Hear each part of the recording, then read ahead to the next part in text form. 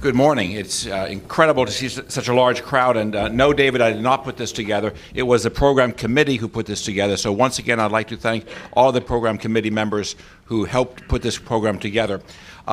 However, I will also add that our program committee does not know everything. We are clearly looking for best ideas from all of you. So again, much as David mentioned a moment ago to reach out to directors, please reach out to us in writing, email, voicemail.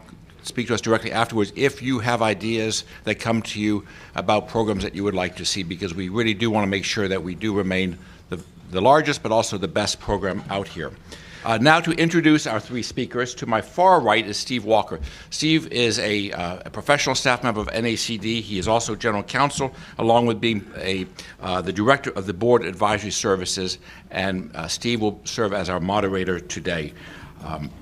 You have his bio here. I'm not going to go into all of the details other than to say that he is a native Floridian from Tampa. And he started his life at Kidder Peabody, and in right at the crash in 1987, he was 26 years old on the radio trying to explain to the world what actually happened. And maybe he'll tell us a little bit today what happened back then. But he has a remarkable background in government, out of government, all as a general counsel, so he will bring a very interesting perspective for this issue today. To my, in the middle is my partner, so full disclosure, Rusty Walker, Rusty O'Kelly, who is, new name, Rusty O'Kelly, who is in our New York office and runs our board services practice. And earlier he was with another executive search firm.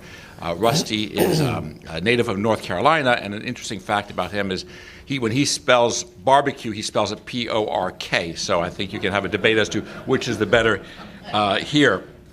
Tom Glanville, of course, all of you know him, and there are not many secrets to be shared about him. He is an avid mountain climber and has climbed major peaks around the world, most recently in Indonesia.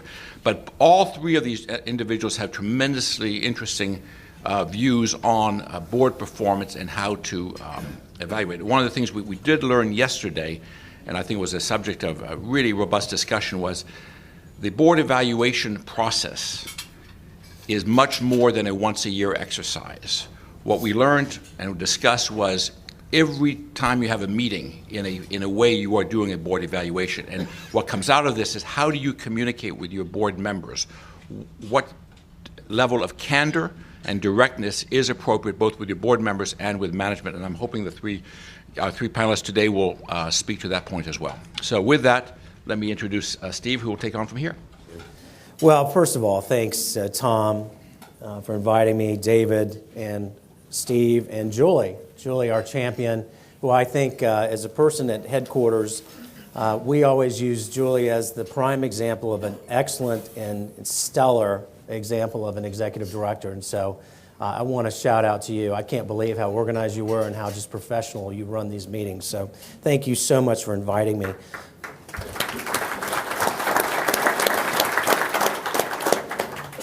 Thanks. And to clarify a very important factoid that Steve brushed over, the reason after the 87 crash, I was actually a frontline stockbroker with Kidder Peabody. I trained in New York, but I was in Tampa.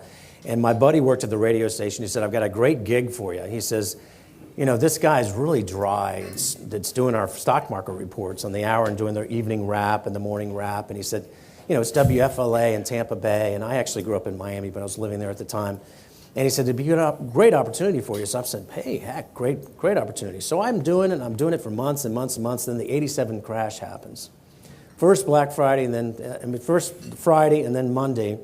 And then the local television station calls me and says, hey, well, you're the expert. Come on live TV and explain why the market crashed. And I'm like, that was back when we had the wire service and we didn't have the internet. And I'm just scrambling, reading everything I can. And I go on live TV at the age of like 27. I just gotten out of law school.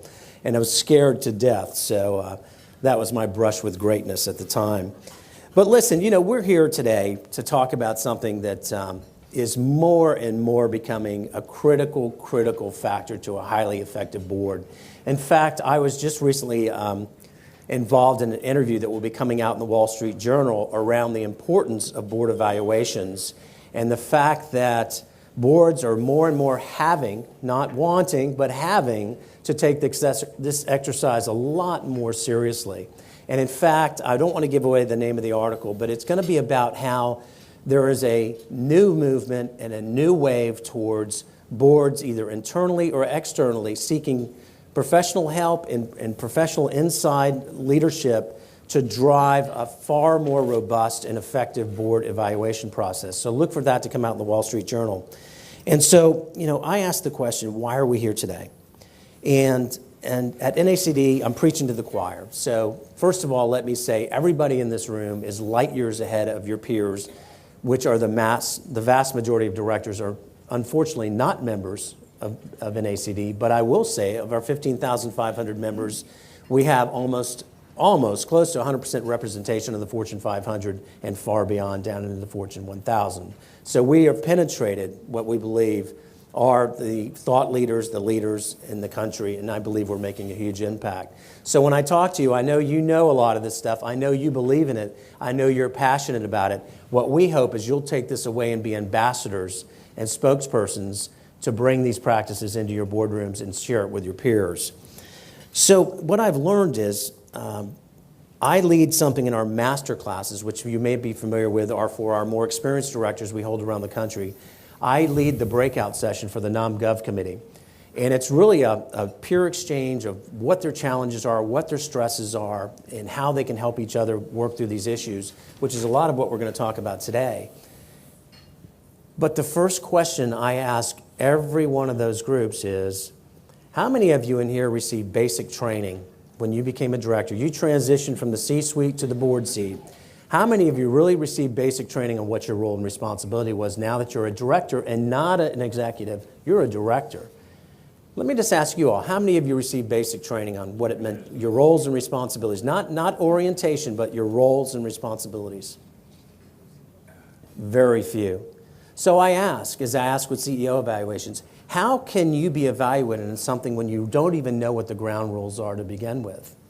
And so we look at evaluations as the opportunity to refresh those foundational principles of a highly effective board and looking at the four corners of a strategic asset board.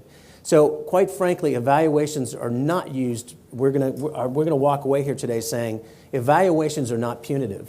They are constructive. And we want to talk about today really how we make these a very constructive and productive exercise. And we'll talk about renomination and succession in a different conversation. But I want to do another quick little survey I like to do. And I want to ask, how many of you out there were C-suite executives before you were board members? Good many of you. So I'm sure a lot of you worked in the executive ranks and went to board meetings. So I want you to think about, when you served in those roles, how did you perceive your board, number one, and how did you look forward to those board meetings? All right, exactly what I thought. So you're all sitting in those seats now, and you're wearing a different hat. And so what we're hoping is you'll walk away today and forever thinking about remembering those days when you dreaded those meetings, or perhaps you didn't think you were getting what you wanted from that board, and you were really hoping for more and hoping to really get some insight, some constructive tension, and bring that back. And so that's what we're going to talk about, is how to evaluate that, how to up your game, and how to tune up the board.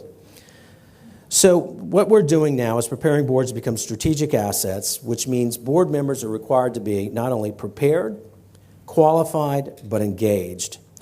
So we look at the board evaluations, quite frankly, a tune-up. It's a tune-up, and it's not a punitive measure. And our nominating advisory board at NACD is composed of Fortune 500 directors and NomGov chairs who are really talking about how we're transitioning the evaluation process from really a check-the-box routine to a lot more thoughtful process. Do we have the clicker, Tom? We've got it? Great. So first of all, before we go to my stats, we'll go back. We're giving them the answers. It's all right.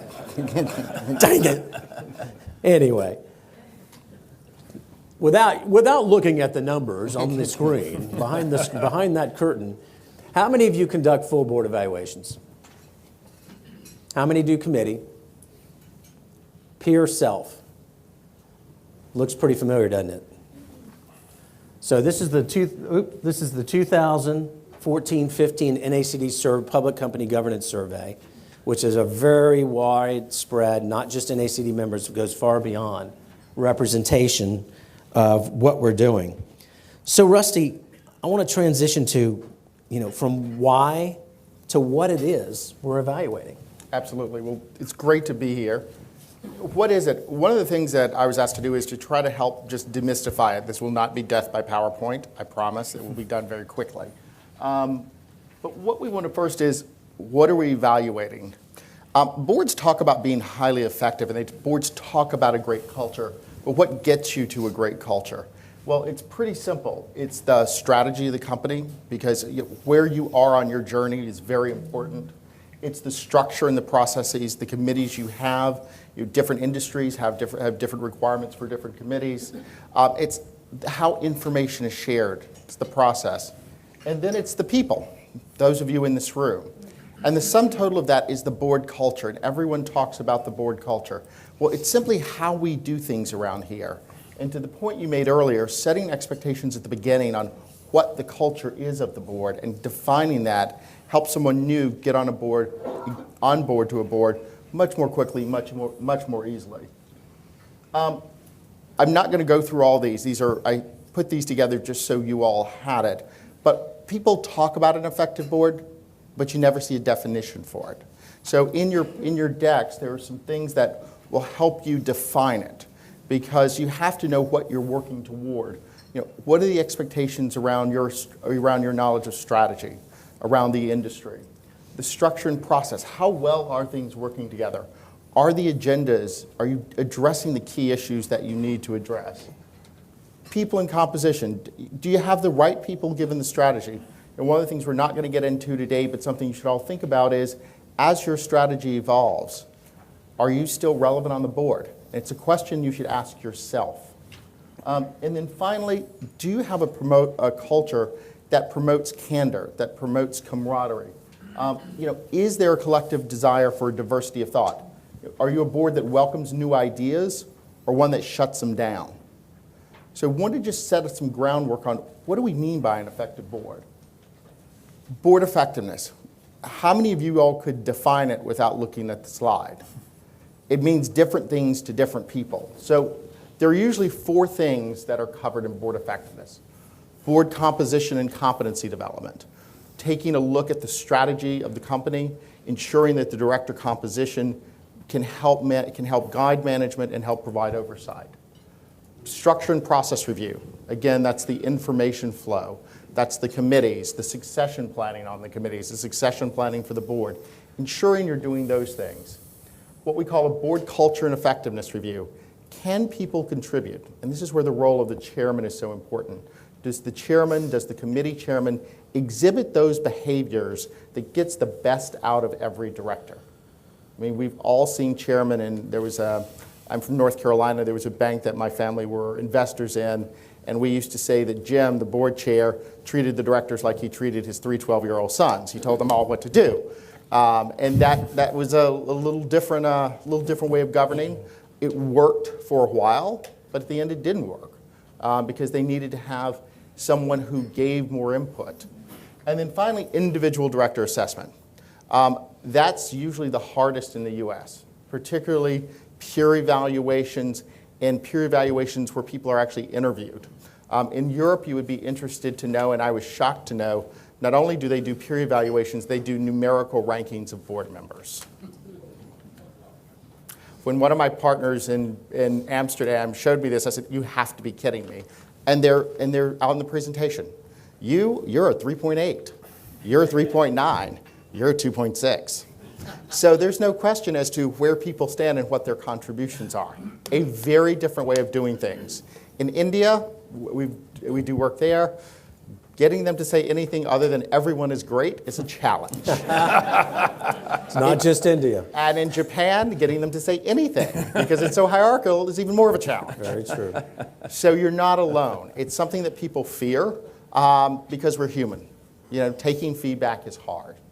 So just wanted to lay out, what are the different types? And no one has to do it all. You pick and choose for what works for your situation and what works for you. Great. Tom, well, how about you take a couple of minutes and just talk about your thoughts and overview of dynamics and performance? Performance review is a very, very ticklish subject. In companies that I've been at, it's been done well and it's been done poorly. I kind of think the gold standard of doing it poorly was at Enron. So I was on the Enron performance review. Remember Rank and Yank, right? Okay. So that was really like a Kremlin-style purge masquerading as an objective process. That's how I would define the Enron Performance Review Committee. And I watched a future CFO of that company push his director of finance. Both ultimately went to jail. So that's the kind of dynamic of these committees. You've got to be real careful when you kind of think about how does a board rate itself, and ultimately how does it improve itself to be a competitive advantage for its organization. We put together some key takeaways in your materials. What I like to think about on this topic is, okay, and using a military analogy, what is your situational awareness? Okay, why are you on this board? Okay, and what kind of board it is? Is it a public company with a diverse shareholder base? Is it a private company that's got a family in control or a private equity firm? Is it a not-for-profit? And frankly, if you're on a not-for-profit and you're not raising money, you're not going to be very successful. So you have to know where you are, and you have to understand why they put you there. To represent a particular shareholder, maybe? That's one situation. Maybe for a particular expertise, finance, governance, technology, whatever that might be, that's how you're going to be viewed in the whole context of performance of the board. Now, when a board does an evaluation on an annual basis, it can be something that, everything gets kicked to. And to me, that's not the approach to take. Day one, in all meetings, communications, site visits, dinners, you ought to be thinking about how the board can get better. What are the strengths? What are the weaknesses, for sake of argument? Because this is a team game. Because our goal at NACD, frankly, is to make directors more effective so their organizations are more strategically effective and successful. So, again, those are just kind of some overviews on how important this process is, because ultimately it's about success. We're finding more and more that there are mandates out there, other than the exchange rules, to have board and committee evaluations where they're appropriate. We're seeing the financial services community, we're seeing other regulators requiring and coming in after actions on boards and requiring them to conduct evaluations. Well, there's one thing to require it, and there's another thing to actually take it seriously and do it, and not just check the box and shove it in the drawer. Tom, talk to me about why boards are still hesitant, even though it's required, to take these things seriously. Again, it's a difficult topic, particularly when you think about a 360 review of any organization. And there's obviously your chairman of the board is the chair is responsible ultimately for the success of the organization and the company. So they're gonna ultimately lead it, and they have the most cards to play in this process. But what is critical is thinking about it as a team sport so that folks buy in to giving honest, direct feedback. Without that, the process is worthless. Mm-hmm. It's also a lot less valuable if it's a once-a-year process where effectively people kick their concerns to that committee or process. So you get your, traditionally be your head of your nominating governance committee that runs it, so that person is in charge of it. But great, you need to be giving feedback to that person or expressing opinions from day one, because it's not a one-time-of-year kind of process. And let me add something in. And the problem is you're all in a rush after the board meetings. So people don't want to schedule. It's hard to schedule. You're busy. To take the extra half hour, take the extra hour to sit down and debrief. So, a very good practice at the end of board meetings, sit down, what went well and what didn't go well during that meeting, or what did we accomplish or not accomplish. And it requires discipline. It requires some mental toughness and also some ability to, be analytical about yourself and how you spent the board's time. So are you effectively wasting the board's time? Are you setting up the right issues? It requires a lot of work. In fact, it's an art. So if you're taking notes and you're going to have a takeaway, this is probably one of the most critical takeaways. Forget about the annual evaluation is great. You got to do it. You need to take it seriously.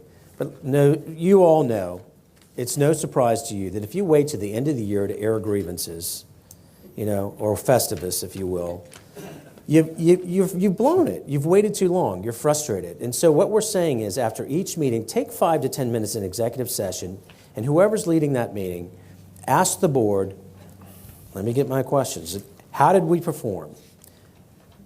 Were we prepared and engaged?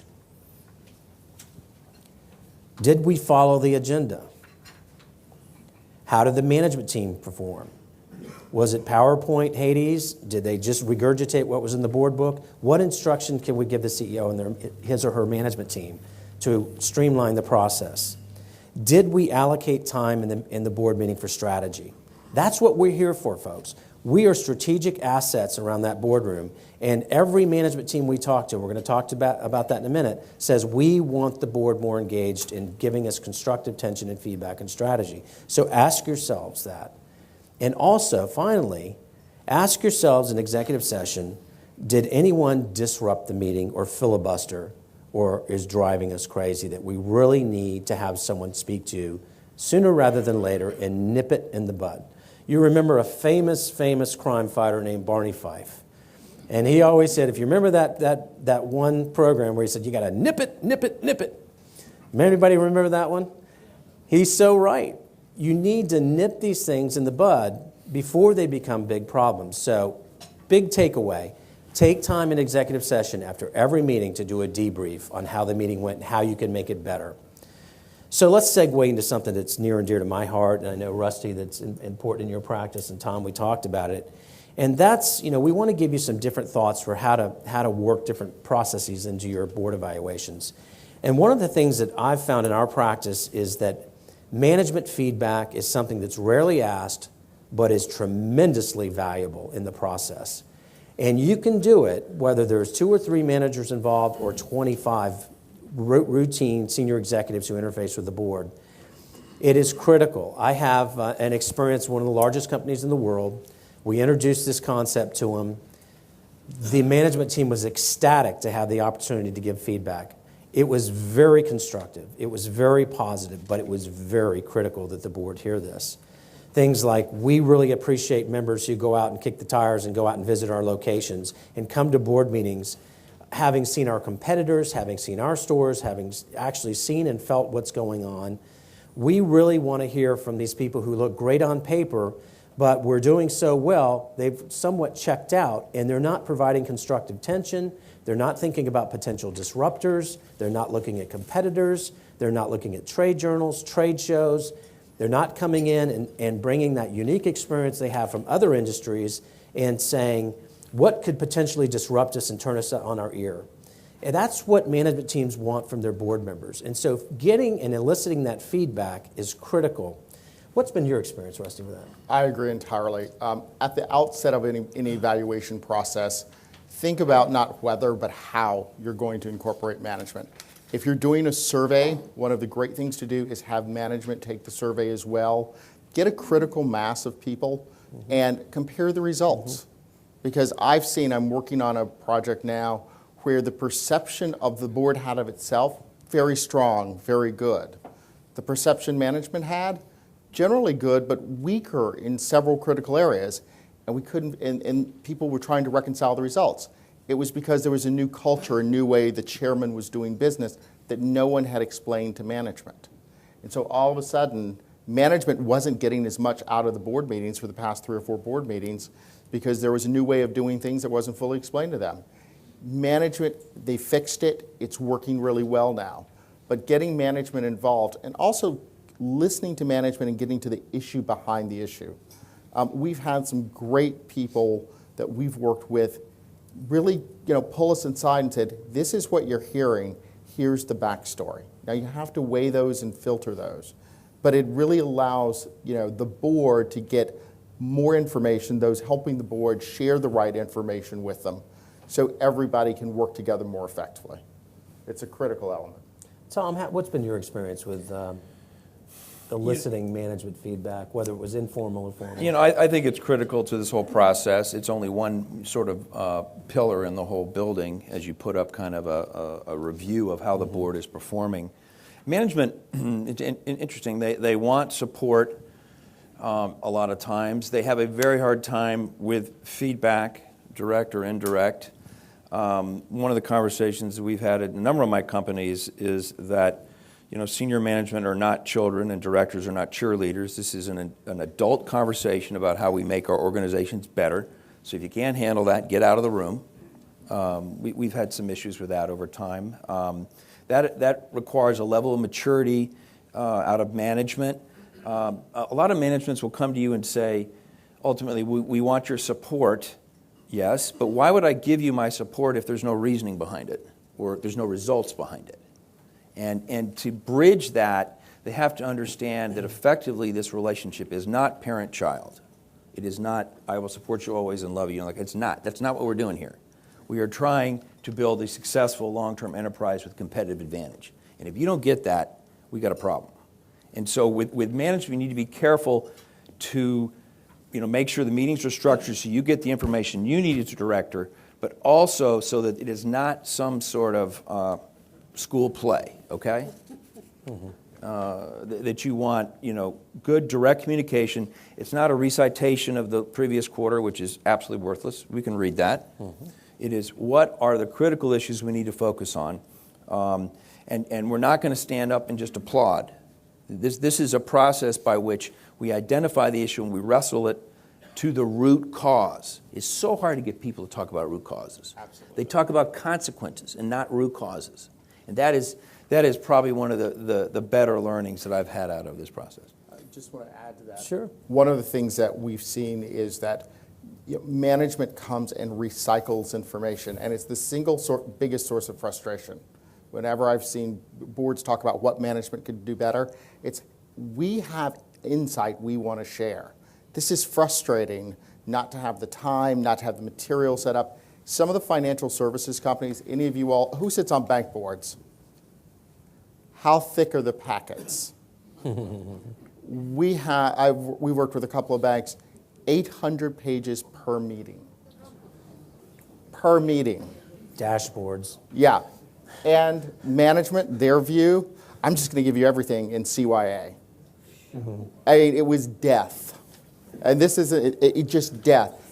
What management needed to do, and the board finally explained, is give us the 5-10 page summary. Everything else is the appendix. And up front, what are the 4 or 5 issues you want us to focus on? Suddenly the meetings were so much better. There's a great story out of J.P. Morgan whale situation where the risk committee at J.P. Morgan, this is arguably one of the best run banks, largest banks in the world, and their risk committee had a 66-page presentation the quarter before the whale thing blew up. What do you think got accomplished in that meeting when they went through 66 pages? Yeah.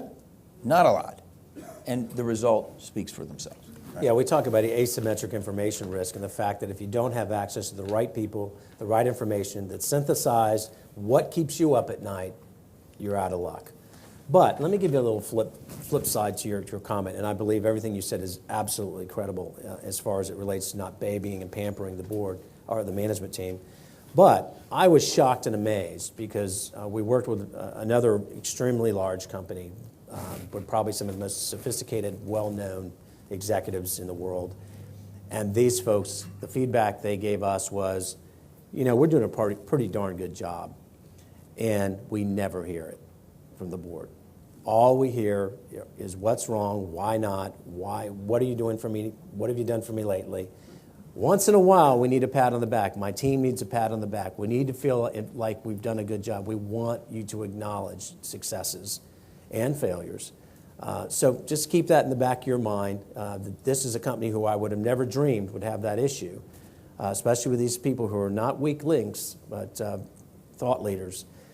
So I just thought I would put that in. Another thing, I think that we want to talk about to give you a little takeaway is evaluations. We've all seen the evaluation forms. NACD has been around for 36 years. We've created an evaluation Blue Ribbon Commission report and manual. You have the check the box, opportunities on surveys. But I think we've learned, all of us have learned how critical it is and how dangerous it is just to look at, especially public companies. As a lawyer and a former SEC attorney, I look at some of the responses, and if I was reading them as a plaintiff's attorney, I would say, oh my God, what does this person mean by this? taken out of context.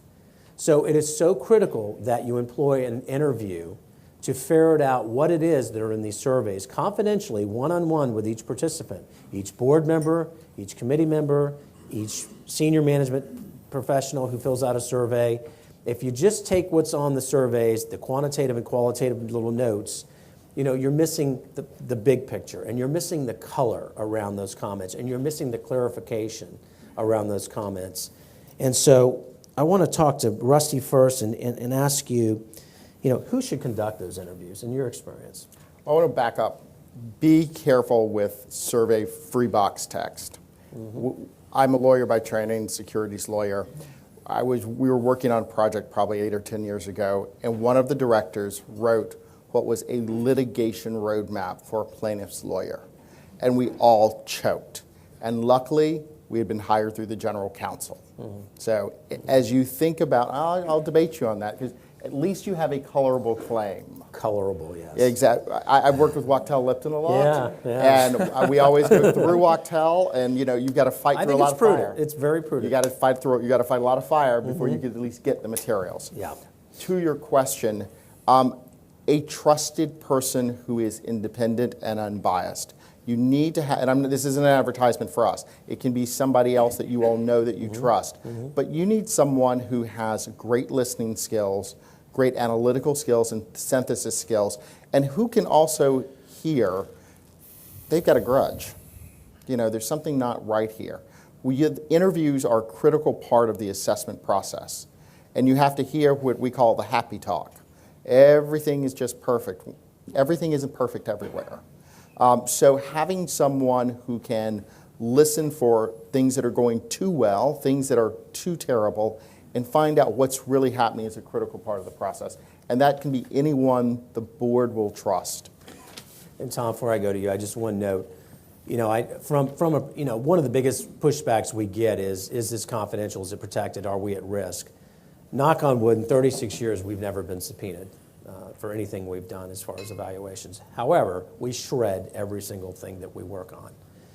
But it's amazing to me some of the most sophisticated and high-profile companies in the news want to do things electronically with us, and we will do it, but also we're dealing with very smart, sophisticated people, and I counsel them, don't put sensitive things into the survey. Talk about it orally.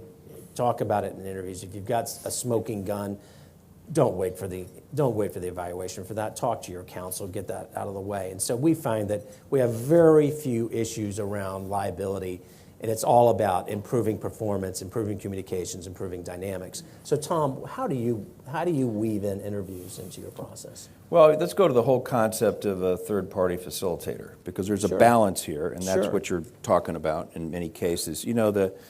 A lot of third-party facilitators will not have the expertise or even the relationship with the people on the board to be able to ferret out and understand what's being said.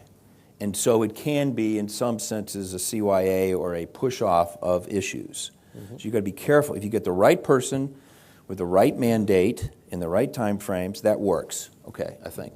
But you've got to be careful, because ultimately you don't want the board to push it off on somebody else. We have no problems because our facilitator, who we paid and who I pay as head of the governance committee, said everything's groovy, Yeah. So you got to be really careful on that, because you want the board to be involved and have buy-in on the process, have context. It's very hard for a facilitator to get context unless they've been involved over a long period of time. What are on the other side of the ledger, what are the advantages of that third party? We debated this a little bit last night. I think it has to do with perspective. And smart gentlemen like these can add perspective, lessons learned, best practices from other organizations. Also, there is that ability to speak freely. Coming out of the private equity world, where we're interested in returns on capital, I have less of an issue with that than many other people with different backgrounds. But it is oftentimes difficult, if you have an issue with another board member, to speak directly about that issue in front of them. And so if your goal is to solve that problem, then you may very well elect to talk to the facilitator in addition to the chair of the governance committee to bring it up, to engage that conversation. Because again, this is a team sport with results measured at a team level. And you have to be very careful and disciplined and watch what the other board members are doing. Watch what you're doing yourself about any innate prejudices or, history. We used to call it old tapes. Are you replaying old tapes? And just that's a critical part of making the whole process a real review versus a process with no effective outcome. So let's talk about those who maybe are a little in the dark, have not had the opportunity to be told that they need to up their game. I'm told all over the country and everywhere we go that it's, by directors, it's far easier to fire the CEO than it is to ask a fellow board member to step down. Boy, it's easy to get rid of CEOs. Boy, is it tough to get rid of a peer. And, my thesis is that it's extremely unfair, and I think we all agreed in our planning that it's extremely unfair to surprise somebody. It should not come as a surprise to anyone from a performance standpoint that it's time to step down. We believe the evaluation process has got to be an opportunity for everyone to have a heads up, a tune up, go into it with a positive attitude that this is everyone's opportunity individually and collectively to up your game, to improve your performance, and to get a heads up that, hey, we've noticed this. There must be a reason why you're not participating. You don't seem prepared. You're taking the shrink wrap off the board book when you come in. That's probably a 1990s example, but it actually happened. It actually happened. Boards said they'd come in and they'd take the cover off of it or take it out of the FedEx package when they got to the board meeting. But, I've also seen in our practice, instances where we've done 360 evaluations and the board was just flabbergasted to learn that this particular director that they thought was brilliant but never opened his or her mouth in meetings, never asked questions. They were just like, we just feel like it's a waste. We're not getting the value that we really thought we would get from this individual. And when we had an interview with this individual, the person told us, it's not my culture to speak unless I'm spoken to. It is not my culture to speak out and to challenge. It works around the house, too. But this board had been together for years, and nobody knew that. It was never articulated. No one ever asked. They never understood. And so it was amazing to them that, this person had not participated simply because it was their culture. And so they had to work with them and talk to them and mentor them and get their advice and counsel, and it really changed things.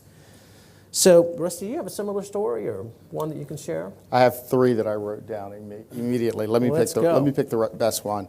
The best is at a very large financial services institution. For those of you involved in financial services, you'll know the Fed, the OCC, the FDIC have been mandating more board evaluations for banks that have, for a variety of issues. And one that happened a few years ago, the board was jammed on the amount of materials, but there was also a question of engagement. And when we helped them with their board evaluation, what we learned and what that self-awareness by the chair figured out was he didn't have time for the board, and everyone was afraid to question him. It's not that he ruled with authority. He was actually an outstanding chair, incredible background, but he had gotten so interested in so many other things, he just did not have time. And the process helped him understand, I need to step down. But no one was giving him that feedback, we need more of your time. Because whenever you are involved, it's great. Another process where we've had a chair who never articulated his real expectations of directors, which were, by the way, really different. He wanted more of their time. He actually wanted them to visit plants more. He wanted them to go be secret shoppers. They have a huge consumer division. And he never articulated it. And board members were frustrated about why he kept saying you're not doing enough, but he couldn't put in words, these are the 12 new things I want you to do. And so by going through the process, he got some feedback on how he could better communicate, and suddenly the board had a clearer set of expectations. You're changing things. We were doing this, now we're doing this. Those can be some of the benefits of feedback, but it's hard because people are people. And we all want to think that we have thick skins and can take constructive criticism, but different folks are built differently. Absolutely. Tom, what's been your experience? Well, one situation is kind of interesting. One of my boards, we brought on a major political figure in line, formerly was in line to the presidency of the United States. So, big individual, awesome storyteller. I mean, just charmed everybody. Had this annoying habit of sleeping during the meetings. That never happens. Come on. Come on. So this must be how they do it in Washington, okay? You go to dinner, you have a great time, and then you sleep all day. And your staff does everything. And so this came up through the evaluation process, and so what happened is that at the next nomination time period, that individual became an honorary director, so a face-saving way for them to lead actual responsibilities. And that worked. And the individual, I think they got it. They were not that interested in the mechanics of being a director. So, and identifying that was the first, obviously, critical step, but then getting a nice path to change that situation is critical, and put some thought in that. Good. Well, somebody asked, what happens, what is the risk in doing board evaluations? Can it create harm? Can it create damage? Yes, it can. If you're not diplomatic, if you're not systematic, and if you're not transparent. And so we want to transition into our happy place, which is peer and self-evaluations, and talk about really, we saw the stat that, 42%, and this is amazing, because over the last 6 years I've been tracking this, and it's gone from very low to almost 46% now. Public companies are performing some type of self or peer evaluation. If you're at least evaluating yourself, you're taking a long step towards saying, here's what I believe my strengths and challenges are, but you've got to have a conversation with leadership about that, a one-on-one confidential relationship and conversation about that. I've had stories where more than once, but not often, I will emphasize not often, I've had people fly to Washington, sit down, sequester me in an office for an hour and a half, telling me all the problems with their board, how they've had it, it's time to clean house, I want a 360 full evaluation, I want interviews, I want the whole boat, because I'm at my wit's end. And we did it. And we interviewed. And we conducted 360s. And at the end of the day, guess who was asked to leave the board? Not only that person who was NomGov chair, but the chair of the board, because they were deemed the most disruptive, the weakest links, and they were inhibiting the company's ability to succeed. And on more than one occasion, I've had the unfortunate responsibility after a full 360 evaluation, and this is very rare, but it's happened. And the reason it happened is because people put their heads in the sand and didn't communicate and didn't give people a heads up until they were so frustrated it was too late. But I've been on results calls where I'm typically talking to the NomGov chair and the chair of the board or NomGov committee, and I've had to tell the NomGov chair and the chair in front of their peers that they are the weakest links on the board, and their peers feel like they should not seek re-election. And so that is the worst case scenario. And my point in sharing that is to say that is why we need regular and routine self-checks after every board meeting. We need a designated person on the board to go and hit and nip those things in the bud and discuss those issues before they become these nightmares scenarios where boards have just simply waited too long. So, gents, I'm sure you've got some stories. Rusty? Well, the first thing I try to do is not be in your situation and the one giving the bad news. I try to avoid that. And I make joke of that, but actually it's a conversation. My main thought here is plan these carefully. This is where a few extra conversations, testing how the feedback is going to go matters. Because here's an example. Is it a pure 360 feedback? So just your feedback. Or do you want the outside party, whoever that may be, also to give their opinions? Because that's a different outcome. So you need to be clear on what those expectations are. Mm-hmm. Who's delivering the feedback? Right. We really say we don't want to do it, and it's not because we can't, and we do it sometimes.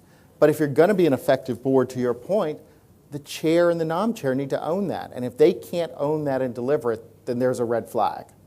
Why can't you do it? We'll prep you, we won't give you the individual notes. But being clear up front on the process and getting the buy-in and setting the expectations, it's a critical element. One of the stories I had, I've been over 10 years, Fortune 50 company, the CEO of the company wanted a board evaluation because he had 2 very long tenured board members, over 15 years each, and said they really just need to go. Well, board members aren't stupid. One of them immediately knew it was targeted at her, and she went down the warpath to stop it. And she didn't, but she actually made it better. So while we were, in fact, the goal was to target her, what we ended up doing was looking at what people were contributing, what skills did people have that others didn't know they had, and coming back with more of a focus on that and how people could contribute more. And as a matter of fact, she became a better director and is still on the board and is actually doing quite well. But that was not the path we were going down. So how you frame it to people and what the real intent is behind it can matter. So to a point you made earlier, make the first one, it's scary, positive. Look at what people are doing well and some suggestions for coaching. Because not everyone can handle the private equity, hit them between the eyes the first time. Maybe the second time. You sort of ease them into it. But it does really make a difference in the framing and the delivery of the feedback. In our experience is really utilizing, there's a number of people in this room who are familiar with us, and I've even had faculty members in here, but we believe a peer-to-peer conversation is critical, and so our methodology is to use sitting directors to have these conversations. So it's sometimes not literally me, but I'm on the call, but it's a peer director talking to a director who understands the sensitivity of the situation. Tom, what's been your experience? It has to be done very carefully and very artfully. I think the best way to be successful is start early and often. Yep. So you're setting expectations for each of your directors. If you have a director, for sake of argument, is not meeting the standards, or is occupying a chair that could be better occupied by somebody else, then set those expectations early. Got it. So as you walk down the path, and there's either improvement or non-improvement, there is effectively buy-in, not only from that individual, to a certain extent, but also throughout the whole board, that they're then able to make tough decisions. So that, again, this is daily homework for a board member, and while not fun in a sense, critical to being effective and making your organization stronger. So I saw a board recently create expectations of directors. So they worked collectively, had an outside party help them do all the writing, but they wrote it. And then they sat in the board meeting and agreed on it. So now they have a checklist, the behavioral expectations, the peer expectations. It is not what some experts said. It's what we hold each other accountable for. Mm-hmm. And that's the ultimate team accountability. Well, we had a conversation one time that board meetings were not optional. We had that conversation. Yeah. That's an extreme. Really? There's an extreme. So you got Sleepy, Winky, and No Show. Yeah, exactly. Sounds like the Seven Dwarfs, right? That's right. So got a few of them. It's time for some house cleaning. Well, we want to, in this segment, probably the most critical component that we want to share with you about board evaluations, and that is you're wasting your time if you don't have concrete action steps. Yep. And if you don't discuss what are our strengths and what are our challenges and have a facilitated discussion about that amongst yourselves, whether you're using a facilitator or whether you're doing it internally through your leadership, you cannot walk away from an evaluation and shove it in the drawer and say, see you next year. You've got to talk about it. You've wasted your time. You've wasted your energy. As I said, you've got to do it on a quarterly basis and through your strategy session. But when you take the time and the effort to go through that serious evaluation, to give everyone the heads up and the opportunity of how they can up their game and how the board collectively can up their game, and to get the feedback from the senior management team, it is so critical that the leadership of the board or the NomGov committee appoint, in my opinion, NACD's opinion, appoint a representative on the board or the committee to follow through on each item that's been identified for improvement. Pat yourselves on the back for the accolades, for the things you're doing well, but don't drop the opportunity to improve, and make sure you have someone keeping it on the agenda as you move forward until the things are absolutely resolved. Gentlemen, thoughts on that? Rusty? Agree. Absolutely agree. Not much else to add. Tom? I think the other comment I would make is that you're doing board evaluations. Obviously, you're generating some interesting data. Don't ignore committee chair performance. Absolutely. So much work gets done that you don't see if you're not on those committees. So do ask and insist upon that kind of peer review at those levels. I mean, in the case of audit committee chair at Itron, I mean, I've got 20 minutes maybe at the board meeting to summarize a 3-hour meeting from the day before. So you've got to know in that chair what to say, but the board also has to tell you what they want to hear more of or less of. Excellent. Well, guys, let's transition just for about 5 minutes. I think it's critical. Now we've talked about improvement. We've talked about the critical nature of an evaluation being not punitive, but positive. We've talked about the fact that evaluations should be a very constructive way to handle what's potentially a sensitive situation. And so go into evaluations with a very positive attitude. Approach your boards talking to them about this is the opportunity for us all to come together as a team.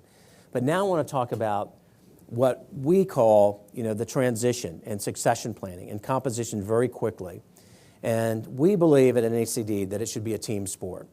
And we do believe there are plenty of fantastic board members who are on boards where, quite frankly, the strategy has changed. You've gone through an acquisition, you've done a business combination, your organic business is not growing, you've acquired different businesses, and quite frankly, you need different talent. And so it's the responsibility of the NomGov chair, the NomGov committee, in our opinion, to lead the charge on creating what we call a skill sets matrix and skill sets analysis. However you want to do that, you've got to constantly be thinking about, with the input from the senior executive team, what are the key components around the table we need to achieve our strategic goals? And the board should be having that in committee and in the full board session, reporting out to the board, the committee reporting to the board. Here's what we see in our skill sets matrix, and some boards go as far, some check the box, so-and-so has these skills that match our strategic goals, our long-term goals, not just short, and some go as far as ranking themselves and their peers based on a 1 to 10 scale on how strong they believe they are and their peers are, so that it's a team exercise, it's a living document that constantly is addressed at each board meeting, so that it comes as no surprise that while you are still an excellent board member and you may be great on another board, it might be time for you to personally consider moving on. And it's not a surprise. You're starting to realize as time goes on, well, gosh, we moved in a completely different direction and we really need this asset. We really need this asset on the board. And I want to hear your thoughts on that, guys. It is probably the thing we're most frequently called for. Mm-hmm. Is this mic on? One of the things that we see, a couple of thoughts. You've got to do it, but you've got to clearly define the skills you need. So 2 weeks ago, I got a call from a client that said, we've been working with another search firm for a year. We've been trying to find a digital director. We can't find, does this sound familiar? We can't find one. And we started talking, and she said, I want you to define what it means, because I think we don't actually know what it means. Mm-hmm. So, real life situation, over the past 4 or 5 days, I've talked to 5 committee members and one other. They had different points of view on what digital meant. I mean, one was talking hardware, actual hardware, another was talking big data processing, and another was talking social media. And then others, variations in between. They didn't have that clarity of definition. So when you do a skills matrix, make sure you're clear, here's our strategic direction, this translates into we need these kind of people, and then get concrete. Don't use buzzwords, because the problem was digital director meant different things to different people. So having that clarity of definition is important. The other is, and the hardest thing to do, is a little nit, I'm going to get in the weeds here, but I've seen it every time we do this. Be clear on what is somebody's primary expertise. Because we all have a tendency when we see these skills matrix to say, well, I know that, check. I know that, check. I know that, check. Yeah. And suddenly you've got the skill, you've got all the skills you need. Yeah. because you were on the board of a consumer products company for 2 years does not make you equal to the CMO of Mondelez Kraft. You know, she's got a little bit more consumer insight than you do. So make sure you define what you mean by primary expert and then other knowledge. And give, you know, you have other knowledge to bring. But that little bit, I hate to go into the details there, but it saves so much time because otherwise you get a document that's completely filled and you think you have all the skills you need. And international experience does not mean you're on the Condé Nast International Travel Guide and you've toured the world, right? It's boots on the ground, real world experience, P&L experience in that country, understanding FCPA, understanding culture, understanding all the nuances of those I'll go countries. one further. It's did you build a business there? So I know executives who've gone out and built, took nothing and made something, or did you maintain a business there? If you're strategically going into Asia for the first time, having a director who's actually gone and built that in Asia is going to be better than having a director who, you know, had a 30-year franchise and came into the 30-year franchise. Going to that level of detail, it makes a difference because then you get the skills you really want. Great. Well, I think most of the questions I've seen that we've covered, we've had some horror stories here we've asked about. We've asked about dealing with, some long-termism on boards. I think the way to deal with long-termism is to do skill sets analysis and to have an open and hearty discussion about it. One thing I do want to touch on briefly before we wrap is diversity and how, we did a full Blue Ribbon Commission report at NACD on diversity.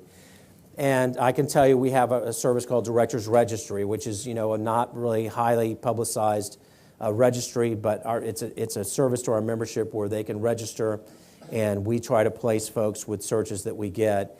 And I can tell you, as far as ethnic diversity, gender diversity, every one of our searches, people say all things equal, we would like to have a diverse candidate in all of our searches. And in about 40%, we have specific requirements. People are asking for ethnic diversity and gender diversity. But that's, I want to push back a little. That's a bit of a crutch, all other things being equal. Well, Think let's talk about that. That's why I teed it up that way. That I don't like. So let's talk about Okay. that. That's exactly right. So let's talk about skill sets and how do we define Right. skill sets and how do we identify the appropriate skill sets? Tom? Well, lead I mean, off. to me, you need to be rigorous in looking at your candidates, and that involves all characteristics. And if they have experiences that are valuable to the board because of diversity, that's great. Bring them. Do not say all things are equal other than this. That is a cop-out. Find out the best director that you can for that specific issue that you're trying to address, and do not rest until you get it. Do not settle. Have you had experience with that? Yeah, it's again, people in issues of complexity, in issues of uncertainty, like to go to one thing. And if they can go to one thing, they will. And what you have to do is push back on them. Say, okay, wait a second, what are we trying to accomplish here? And to me, ultimately, you'll be much more successful in your search if you apply that rigor to it. So the rigor is really focusing on the skill and everything else is outside of the scope, unless it's critical that it be gender or race-based? I'm a bit naive in the sense that those people do exist out there that meet your criteria. Go find them. Don't settle for one characteristic that trumps all others, which is effectively what you're doing. It's strategy-based for us. So we get diversity requests all the time. But there's a company that I've seen recently. They very much want gender diversity. Two, actually. They very much want gender diversity, and they have a very good business reason. In both cases, about between 60 to 75% of the buying decisions are made by women. They don't have many women on the board. So if their customers, one's a $12 billion company, the other is a $50 billion company, they're like, if women are making 70% of the buying decisions, it would be great to have some insight. But that. to me, that's a characteristic Heaven you forbid. find. You see, that to me, that's not a diversity issue. That's you It's have a a skill set. You have a skill set well, you want exactly. to bring It's to the board. strategy driven. That's Exactly. the point. So the It's strategy says driven. we need to know what our buying public is doing. Let's get a director that knows what our buying public is doing. Exactly. That's why I said Right, it's right. got to be strategy driven. All right, so if you've got two identical candidates who have very strategic skills that are meeting a specific skill set, and you got an all-white board, which one are you going to pick? I leave that with you. But I want to open the floor to questions. We've got a roving mic, and I welcome your questions. Anybody have any burning issues that we haven't covered, or anything you'd like us to talk about, or contrary opinions?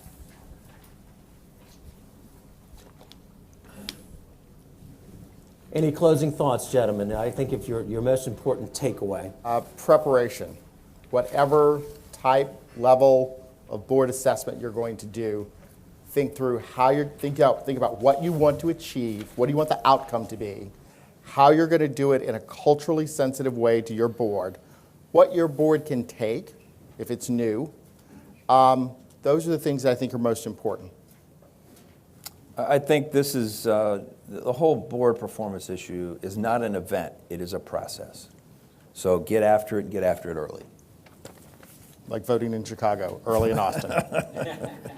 And in the immortal words of Barney Fife, nip it, nip it, nip it.